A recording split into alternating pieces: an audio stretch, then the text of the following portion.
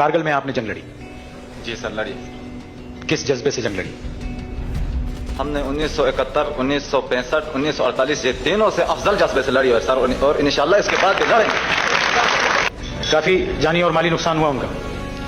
सबसे पहले 19 मई के सुबह 4 बजे दुश्मन के कोई 300 नफरी ने मेरे ऊपर अटैक किया सर। आप लोग कितने थे?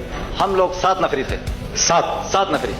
न्यू तनवीर मेरी पोस्ट थी, उस पे मैं अपनी डिप्टी सर। बहादुरी का क्या कारनामा है बहादुरी का कि 7 आदमियों पे 300 आदमी हमलावर हो रहे हैं। सुभान अल्लाह। मैं 4 बजे दुश्मन को कैप्चर कर चुका था। मैं सिर्फ इंतजार में था कि वो क्लोज हो जाएं, उस वक्त मैं उन पे फेर गिराऊं, क्योंकि उनका ज्यादा से ज्यादा नुकसान हो जाए। अचानक खुदा के करना भी ऐसा हुआ, 5 बजे के करीब उन्होंने एक जगह में सटे कर लिया और मामूली उन्होंने 80 कोकर पर चाय की तैयारी किया, आधा कप चाय पियेंगे। जब वो चाय की तैयारी कर रहे उस वक्त में क्लोज होते मैंने अपना गन का फेर खोल लिया LMG का, जिसमें मछलियों की तरह मछली पानी से बाहर निकाला तो किस तरह उभरती, इस तरह बस बर्फ के ऊपर उछलने लगी। तकरीबन कोई 150 के करीब नफरी उसी जगह में लेटी रही। पूरा बर्फ का एरिया खून नजर आ रहा था, लाशों के ढेर लग गए थे। मैंने खड़ा होकर एक नारा लगाया और दूसरी बात मैंने उनको कहा, भाई साहब आ जाओ, अभी पीछे भागने का वक्त नहीं, आगे बढ़ो, हलवा मैंने तैयार किया है, मेरा नाम फिरोज खान है, मेरे साथ हलवा खाएं फिर आप लोग वापस जाएं, मैं आप लोगों को कुछ भी नहीं करूंगा। लेकिन जो भागे उन्होंने न बर्फ को देखा, न उन्होंने बोल्डर देखा, न उन्होंने कोई खड्डा देखा।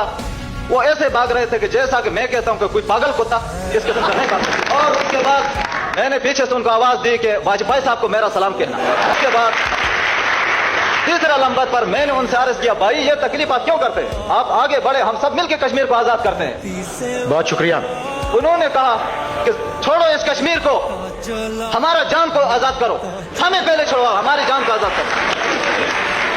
मैं उसके बाद सर जी सर मुझे जरा मौका दे दें सर, मैं अपना जरा, ये आपका शो है, आप के लिए 4 महीना परेड का जो जंग लग गया हमारे दिल में वो जरा आज निकालूं सर। बिल्कुल निकाल। अपने नाजरीन को मैं बताना चाहता हूं सर, बता दूं। जी बिल्कुल।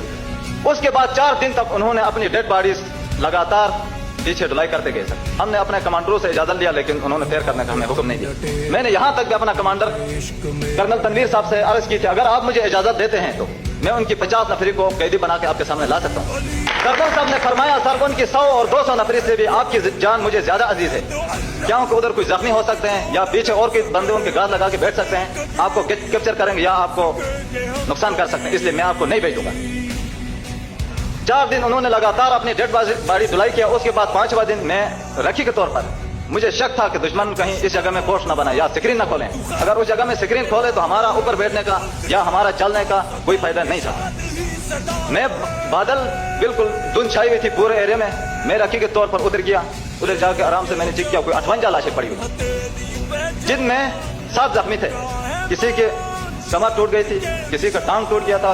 मुझे देखकर वो बोल्डरों से इस तरह बाहर निकल कर घिसड़ने, चल वो नहीं सकते थे, इस तरह घिसड़ते हुए नीचे रगड़ खाते। मैंने रफल उनको एम किया तो उन्होंने कहा, भगवान के लिए हमें मत मारो। मेरे साथ उस वक्त जवान थे लाश ने अमीन, जब उन्होंने आपको उन्होंने अर्ज किया, जी अल्लाह ताला की रजा के लिए मैं आप लोगों को छोड़ता हूं, अगर आप लोगों की जान बच सकती है, आप नीचे अपना कैंप में पहुंच सकते हैं तो आराम से जाएं, घबराने की कोई जरूरत नहीं, आराम से जाएं और नीचे जाके अपने जवानों से कहें कि ताजा दम इस एरिया में भेज दे, क्योंकि यहाँ पे फिरोज खान बैठा हुआ है। उसके बाद मैंने कुछ हथियार वेपन, उनके LMG,